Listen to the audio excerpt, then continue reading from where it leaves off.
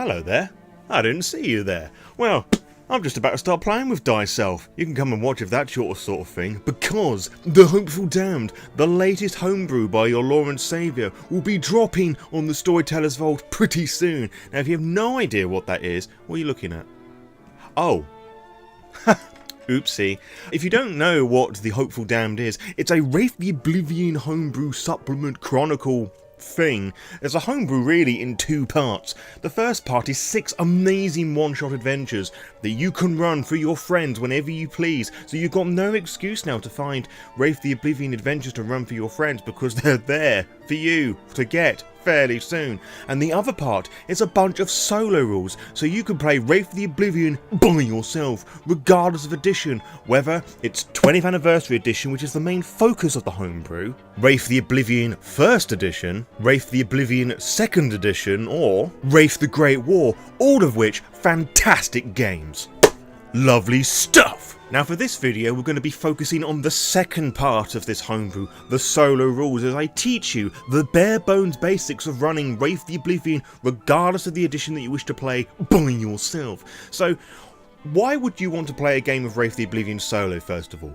Well, Wraith The Oblivion has that bit of a reputation of being an unplayable, bully-inducing masterpiece, if such a phrase ever exists, and it's difficult for people to come together to play the game, and it has an extra level of complexity with the shadow mechanic where you play essentially the little devil on the shoulder of somebody else's wraith, and you're basically pitting off against each other all the time. And whilst a lot of people would insist that this makes the game unplayable, I have demonstrated to you on multiple occasions that this is actually a load of fucking bullshit.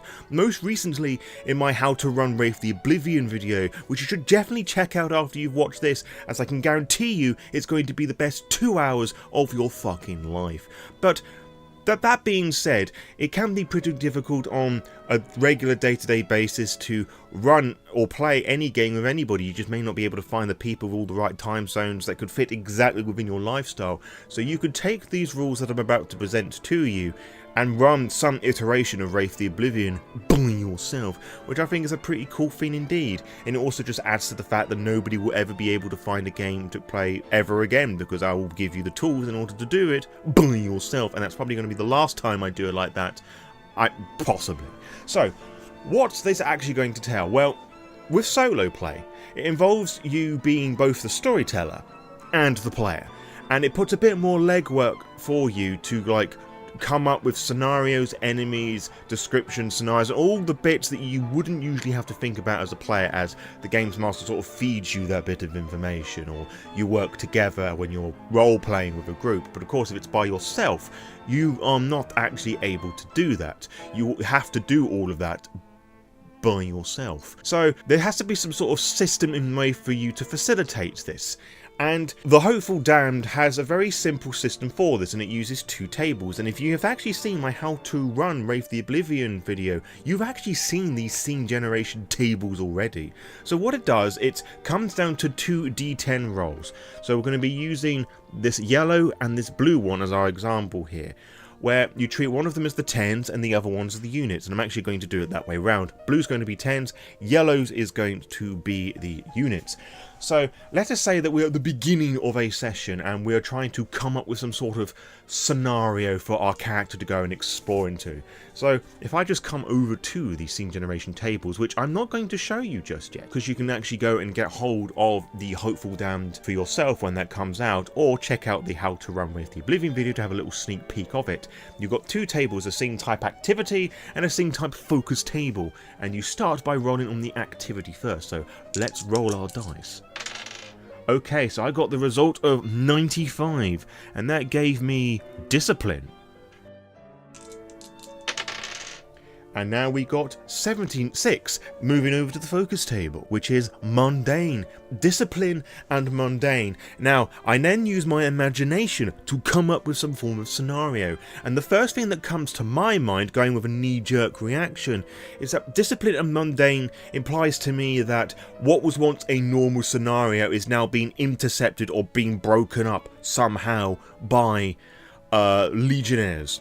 Now, of course, you've probably come up with a completely different idea as I'm giving you these 2-word prompts, and you know what?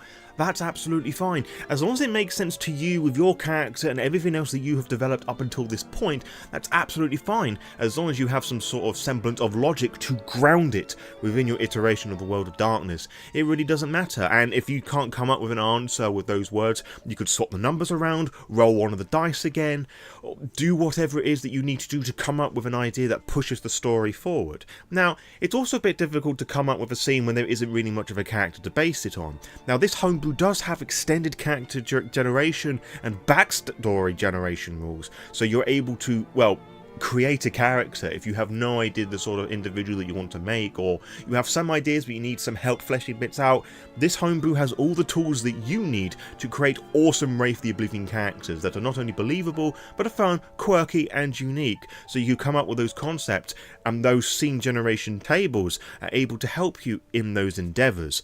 But things don't always go particularly smoothly within the World of Darkness, or any TTRPG for that matter, especially when everything is being dictated by dice rolls, including the generation of scenes, which also means that there's going to be some unexpected surprises along the way, not just with the scene generation table, but we also have a random scene generation table as well. So the way that we determine whether a random scene occurs is fairly straightforward. When you decide that one scene has ended and you moved on to the next one, because again, remember, you are both the games master and the player, you roll 1d10, it can be any one that you wish, and you roll it and you half the result. Now, if that result is equal to your temporary angst half rounded down, then that generates a random scene. So let us say, for simplicity's sake, that our temporary angst is 8, so it's pretty high up. So let us see what that result is. We rolled a 5. Now 5 half rounded down is 2, which means that a random scene is about to occur. So let us roll the d10 again and see what happens.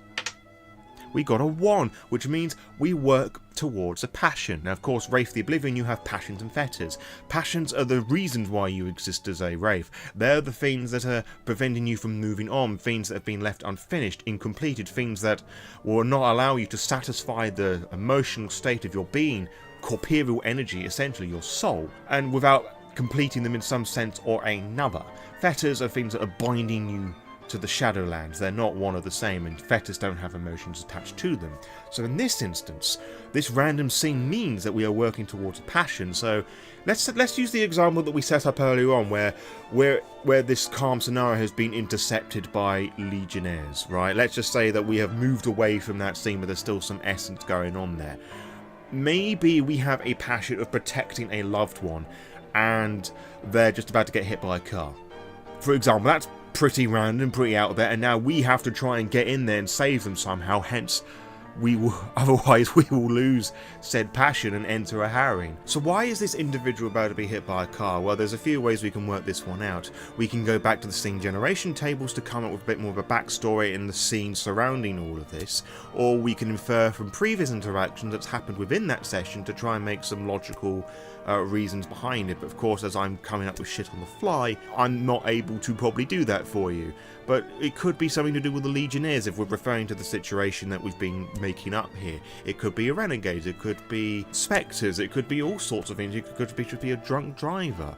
But I think in this scenario, given this more antagonistic mindset that I'm putting our made up character in, I think it's something to do with the Legionnaires, that they have found out that who one of our passions are and is trying to weaken us, as it were, just giving us a bit more power and importance in this story here. But it could also be something else. So we need to decide pretty quickly with a maybe yes or no prompt to try and determine whether yay or nay the Legionnaire are involved. And this is what I'm dubbing the binary role system, which, if you downloaded the We Rages 1 homebrew for Wraith the Apocalypse, you may be familiar with this idea already. Now, a lot of solo oracles have a whole plethora of systems to work out, like just making these sorts of yes, no, maybe, perhaps questions, and whilst all of them are very useful, most infamously the one found in the Mythic GM emulator, I have found that when doing lots of solo games myself, that doing lots of dice rolls may well be fun, it does slow down the actual creativity, it does slow down the progress, where you spend more of the session generating the backstory and everything else around you than actually playing the game with its core systems, and that can be pretty frustrating. So if we can lessen those rolls down with a very simple idea, it can just allow us to accelerate the story pretty quickly. So this is why we've come up with the binary roll system, because at the end of the day, everything is yay or nay, yes or no, etc. and so forth. Because if you ask the really stupid question of, is the president in the supermarket with me, and then you roll on some percentile table thing, and then you get the result of definitely, maybe, you know, or absolutely certain, you've now got a really stupid situation to deal with. Now, it may come up with a very interesting result depending on the game that you're playing, but at the end of the day, you need to sort of ask fairly sensible questions to get the fairly logical results. So we're condensing all of this down to a very simple idea. And what this is you again take 2d10, we've got the yellow and the blue one here, and you decide which one is going to be a positive outcome and which one is going to be a negative outcome. For this example, I'm going to be using blue as the positive outcome because it's my favourite colour, and yellow because it's piss yellow, which is obviously going to be negative for most scenarios. And I say in most scenarios because what the question you're going to ask is going to influence which answer you would prefer. So I would prefer it if it was just a drunk driver, because we could then imply things that it's not going to be as malicious, and it may give our character a bit more of a direction to go against, you know, to keep their distance away from the Legionnaires rather than challenging them. So we would prefer the negative outcome to be the one that's going to be winning here, I would think, rather than the positive outcome of the Legionnaires. The question of being, are the Legionnaires the one skin riding this driver? So we're now going to roll them, and basically whichever number is the highest is the one that's going to give us the result that we want. So in this scenario, I rolled an 8 on the positive die and a 6 on the negative die, which means the Legionnaires are in actual fact skin riding the individual, who are probably going to be using Twitch to give a slight swerve and just knock into the passion here, or they're going to use it to put their foot down on the accelerator, maybe, perhaps. So what happens if those numbers are ties? Well, let's say that those dice were 6s, for example. Well, simply you pick a die and you re-roll it. Now, the outcome then becomes an unexpected positive or negative outcome, which means that there's going to be a twist to the scenario somehow.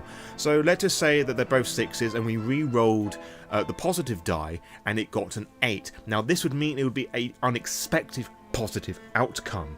So what this may mean is that it could be a Legionnaire that is now skin riding the driver, but they're going to swerve perhaps away from the passion, or maybe another car hits into the driver, perhaps, maybe, and then we can use further rolls to work out the nature of that. And again, if you've got a tie again, you just keep rolling it until you got a particular victor, as it were. Now, the exception of tied results are 2 10s and 2 1s. 2 10s are always exceptionally positive outcomes, and 2 1s are exceptionally negative outcomes. So using this scenario, if we rolled 2 10s, that would be an exceptionally positive outcome.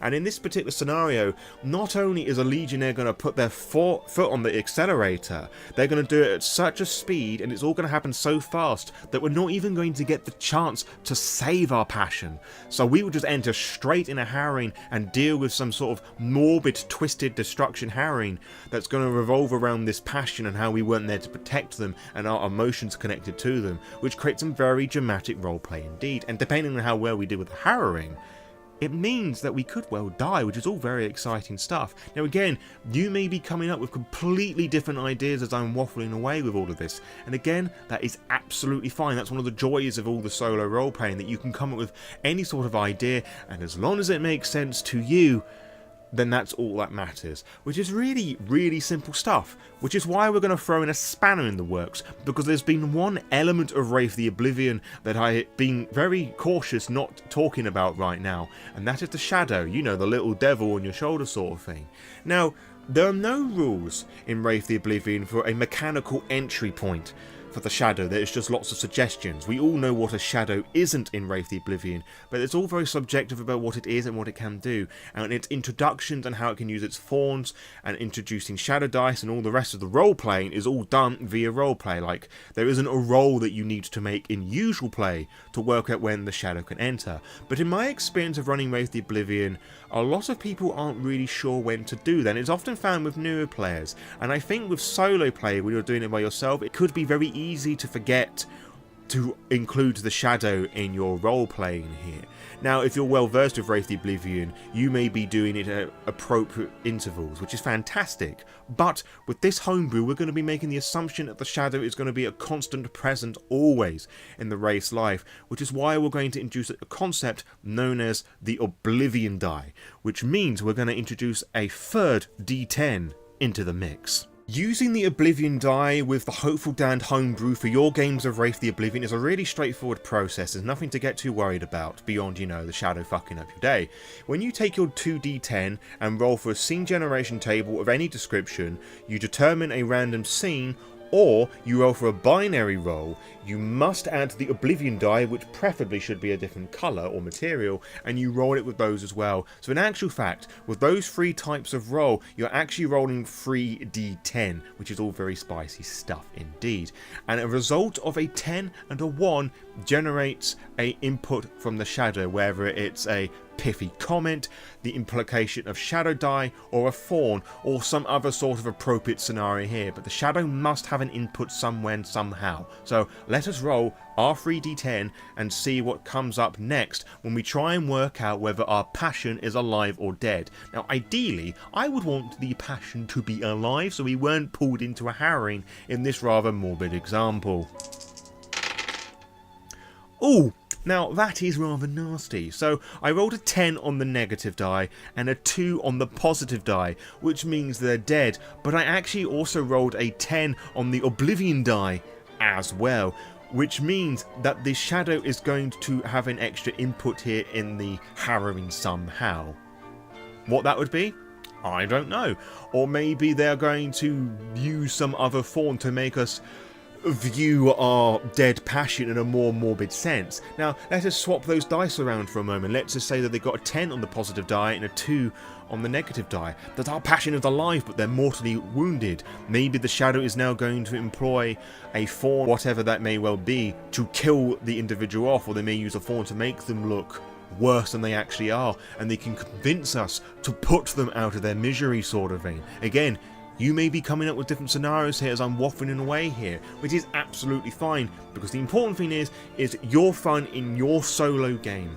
And that is really the bare bones basics of running Wraith the Oblivion solo in your own solo games of Wraith the Oblivion. We've talked about scene generation, we touched a bit on character creation, or at least alluded that it's a thing, and we've talked about the scene generation, the random scenes, we've talked about the binary rolls, and we've talked about the Oblivion die. And in case that you were wondering, and if the previous little teaser wasn't a bit of a giveaway, yes, Season 2 of the Playing with Thyself podcast is returning to YouTube, where your Lord and Saviour is going to be playing Wraith the Oblivion 20th Anniversary Edition by himself. We're going to be making a character, we're going to be generating a story on the fly, and also we're going to be playing a solo one-shot intended for solo play, the first for any World of Darkness game, which is all very exciting indeed, and just another little thing I can wank in my own ego for my own time. Now, how excited are you for this bit of solo play of Wraith the Oblivion? Are you going to go out of your way and purchase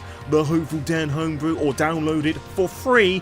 Yes, you can get this for free when it comes out. I'd love to hear all your thoughts about this in the comments below, and do check out the other Wraith the Oblivion books in the description below. If you purchase them with those affiliate links or put the special affiliate code at the end of the URL, I get some of the money back, which allows me to provide awesome content like this and, you know, just happily entertain you for free. I get books, you get entertainment and content for free. Wowzers, what an amazing little relationship that we have. But I understand that times are hard and all of that, and they may be really difficult for you to do, which is absolutely fine. If you can, you can. If you can't, you can't. But what you can do instead is like, share and subscribe to this video to all that love what I do, and I'll see you on the next upload, whatever that may well be for you. And until next time, farewell.